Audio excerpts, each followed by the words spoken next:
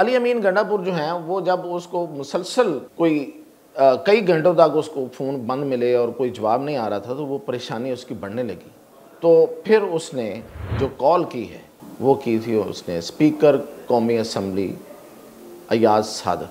अली अमीन गंडापुर ने असल कैसेट से रब्ता किया कि देखें मैं मुसलसल रब्ता कर रहा हूँ और हमें जिस हद तक ले आया गया है आपको तो पता है। तो इस बार भी यही हुआ। असल कैसर ने जब रब्ता किया तो आगे से याद सादक ने कहा कि देखें आप लोग मेरे पास आते हैं, आप पार्लियामेंटेरियन हैं, मैं आपके लिए काम करता हूं, आपकी मदद करता हूं और आपको रियायतें लेके देता हूं, आपके मसले मसाइल हल कर रहा होता हूं। आप जब सूरत हाल को खुद ही ख़राब कर लेते हैं और अब आप मुझे कह रहे हैं कि मैं बात करूँ। अली अमीन गंडापुर को शॉर्ट टाइम दिया गया कि ठीक है तुम जाना चाहते हो तो इसको लेकर निकल जाओ, लेकिन तुम्हारे पास इतना टाइम है और ये रास्ता है, रास्ता भी बता दिया गया, इस रास्ते निकल जाओ। नाजरीन अभी तक डी चौक और पीटीआई की फ़ाइनल कॉल और उसका आफ्टर मैथ यही चल रहा है।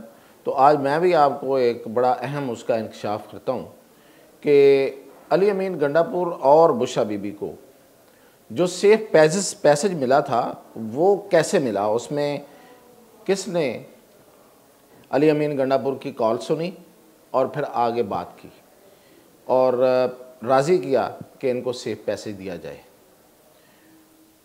और क्या बुशरा बीबी भी राज़ी थी? एक तो ये करते हैं और दूसरा ये कि इमरान खान ने कल ये कहा है कि वो जनवरी में यानी कि नेक्स्ट ईयर के पहले महीने में कोई ट्रम्प कार्ड इस्तेमाल करेंगे। तो वो क्या है? तो सबसे पहले कि 26 नवंबर को जब अली अमीन गंडापुर ने इस्लामाबाद में दाखिल हुए तो उनसे नाराज़ कौन हुआ था? हुआ ये था कि अली अमीन गंडापुर के साथ मामला तय थे उस शख्सियत के साथ जिनका उनसे रब्ता रहता है हुकूमत में, और वो अली अमीन गंडापुर उनकी बातें मानते हैं। तो ये तय था कि आप इस्लामाबाद में दाखिल नहीं होंगे और बड़ी सीधी सी बात थी, कोई कॉन्स्पिरेसी नहीं थी, कोई खुफिया बात नहीं थी। वो ये थी कि देखें हमारा एक मेहमान आया हुआ है, एक गैर मुल्की शख्सियत दौरे पे है, तो उसके दौरे के दौरान आप ये जो डिसरप्शन है ये ना बनाएं, ये डिस्टर्बेंस ना क्रिएट करें। तो 2 दिन बाद फिर आपसे बात कर लेते हैं, फिर अगर आप चाहेंगे भी तो चलें, हम आपको हो सकता है कि रास्ता दे दें। तो ये तय हो गया था। अब ये सब कुछ तय होने के बावजूद 26 नंबर चुंगी क्रॉस हुई और एक मॉब जो है वो डी चौक की तरफ चल पड़ा और उसने चढ़ाई कर दी। जब हम आज इस पे बात करते हैं तो हमें शायद वो प्रोपेगेंडा जो भी फैलाया जा रहा है उसके नतीजे में वो जो मॉब की चढ़ाई है वो हम भूल जाते हैं, उसका इम्पैक्ट और वो जो गैर मुल्की बेलारूस के सदर की यहाँ मौजूदगी और उस दौरान जितना भी ये क्योस की कैफियत जो पैदा हो चुकी थी वो हमारे जहनों से महव हो जाती है। तो खैर जब वो दाखिल हुए हैं तो उसके बाद अली अमीन गंडापुर ने जब चाना चौक के पास आए हैं तो उन्होंने फिर कॉल्स करना शुरू की उस शख्सियत को, तो वो उनका फ़ोन आगे से उनको बंद मिला। फिर उन्होंने वज़ारत दाखिला में कुछ अफसरों से रब्ते की कोशिश की तो वो अटेंड नहीं हुई। तो अली अमीन गंडापुर की परेशानी जो है वो बढ़ने लगी और बिल्कुल उसी रात जिस रात ये यहाँ से फिर फ़रार हुए हैं, और आपने देखा होगा मैंने पहले भी जिक्र किया था कि जब वो अपनी गाड़ी से निकलते हैं और कुछ कारकुन जो हैं उनसे उनका कुछ तकरार होती है और उसके बाद फिर वो उनको खाने का लालच दे के तो जुल दे के निकलते हैं। तो ये वो उससे पहले कुछ घंटों की मैं वारदात आपको दास्तान सुनाने लगा। तो अली अमीन गंडापुर जो हैं वो जब उसको मुसलसल कोई कई घंटों तक उसको फ़ोन बंद मिले और कोई जवाब नहीं आ रहा था, तो वो परेशानी उसकी बढ़ने लगी। तो फिर उसने जो कॉल की है वो की थी उसने स्पीकर कौमी असम्बली अयाज सादक, नहीं, अली अमीन गंडापुर ने नहीं की। अली अमीन गंडापुर ने असद कैसर से रब्ता किया कि देखें मैं मुसलसल रब्ता कर रहा हूँ और हमें जिस हद तक ले आया गया है आपको तो पता है, और इस वक्त मामलात मुझे को अच्छे नहीं नज़र आ रहे, मैं फ़िक्रमंद हूँ कि कुछ हो गया तो क्या होगा। अच्छा, अब वो कुछ हो गया क्या होगा, वो क्या था? वो ये था कि देखें बुशरा बीबी हमें ले तो आई हैं, लेकिन अब अगर बुशरा बीबी को कुछ हो गया तो हमारे गले में मुसीबत है, और अगर वैसे कुछ हो गया तो हमारे गले में मुसीबत है। और वो खुद जो है वो अंडरटेकिंग में था, अली अमीन गंडापुर, उसने वादा दिया हुआ था कि वो नहीं आएगा इधर लेके, और वो मजबूरन आया और वो फिक्रमंदी में था, उसका अपना एक ओहदा है, वो वज़ीर आला है। तो ये सब कुछ मिल मिला के उसकी जो फिक्रमंदी थी वो समझ में आने वाली बात है। तो असद कैसर को उसने कहा कि देखें आप रब्ता करें, आप किसी को बात करें किसी से, तो ऐसे तो मामला ख़राब हो जाएंगे और पता नहीं जो भी होगा वो हम पे पड़ जाएगा। तो फिर असद कैसर ने स्पीकर कौमी असम्बली से रब्ता किया, ये है असल में। और स्पीकर कौमी असम्बली से असद कैसर, उमर अयूब, शिबली फराज, इनके पहले से रब्ते हैं, ये बैठ के बातें करते रहे हैं, कुछ मज़ाकराती टाइप भी बातें हुई हैं, बहुत सी चीज़ें चलती रही हैं।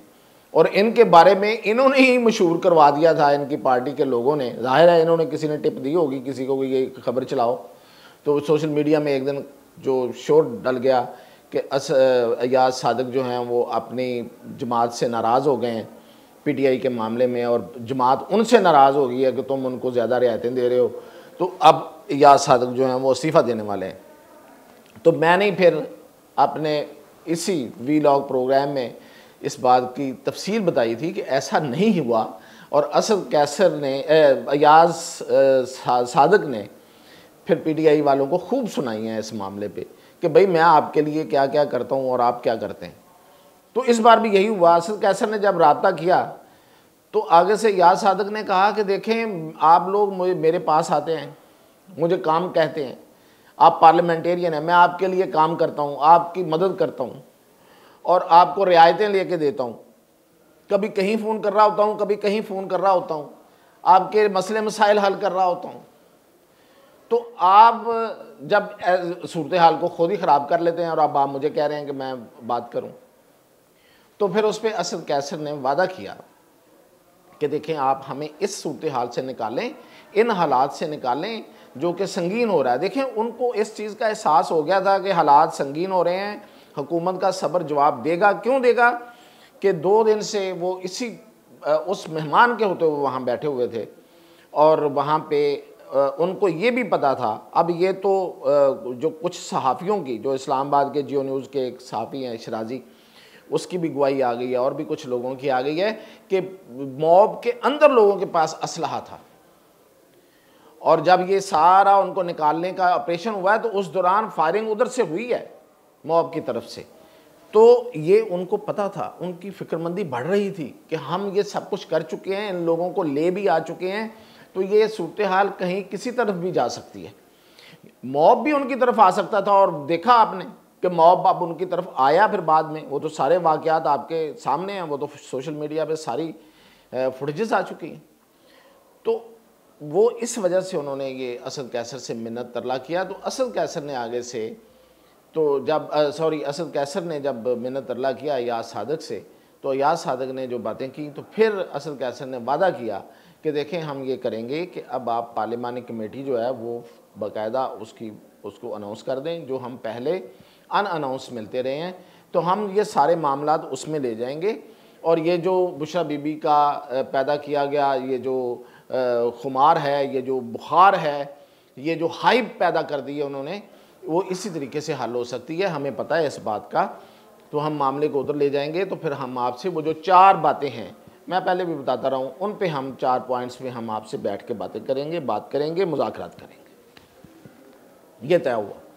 इसके बाद अय्याज सादिक ने फिर उसी शख्सियत से रब्ता किया और उन्हें कहा कि देखें अब वो सेफ पैसे चाह रहे हैं तो आप दे दें, क्योंकि उनका भी सब्र जवाब दे चुका है, वो बहुत फ़िक्रमंद हैं, तो अंदर से कुछ हो सकता है, उनके अंदर से कुछ हो सकता है, तो इसलिए वो ही उनकी तरफ से कुछ हो गया तो हुकूमत में पड़ जाएगा। तो उन्होंने इस तरफ से समझाया, वो उस तरफ से सब बात कर रहे थे तो उन्होंने इस तरफ से समझाया। तो फिर उसके बाद फिर रब्ता हुआ और अली अमीन गंडापुर को शॉर्ट टाइम दिया गया कि ठीक है तुम जाना चाहते हो तो इसको लेकर निकल जाओ, लेकिन तुम्हारे पास इतना टाइम है और ये रास्ता है, रास्ता भी बता दिया गया, इस रास्ते निकल जाओ और जल्दी करो यहाँ से निकलने की। और फिर आपने देखा कि वो जो गाड़ी जिसके ऊपर लोग लाठियाँ बरसा रहे थे तो वो अली अमीन गंडापुर उसको ड्राइव कर रहा था, कभी इधर कर रहा था कभी उधर कर रहा था, कारकुन आगे आ रहे थे, वो बहुत जल्दी में था। इसलिए जल्दी में था कि वो वहाँ से निकलना चाह रहा था, उस गिवन विद इन टाइम जो दिया हुआ टाइम था उसके अंदर अंदर वो निकल के तो वहाँ से वो उस सीन से आउट होना चाह रहा था। और ये मैं फिर उस सहाफ़ी की गवाही जो है वो आपके सामने दे रहा हूँ।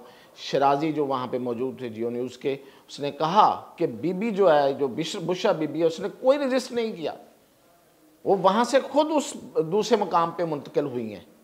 और उसका जो गार्ड है वो भी कह रहा है कि बीबी मुंतकिल होना चाह रही हैं। और दूसरी तरफ जो कहानियाँ बयान की गई, एक जो यूट्यूबर है उनकी तरफ से जिनको अली अमीन गंडापुर आप गालियाँ निकाल रहा है, तो वो ये कि जी उसके गार्ड के मुंह पे हाथ रखा गया और उनको ज़बरदस्ती उठाया गया, ऐसा नहीं हुआ। ये सहाफ़ी जो ऑन स्पॉट है उसकी जो गवाही है।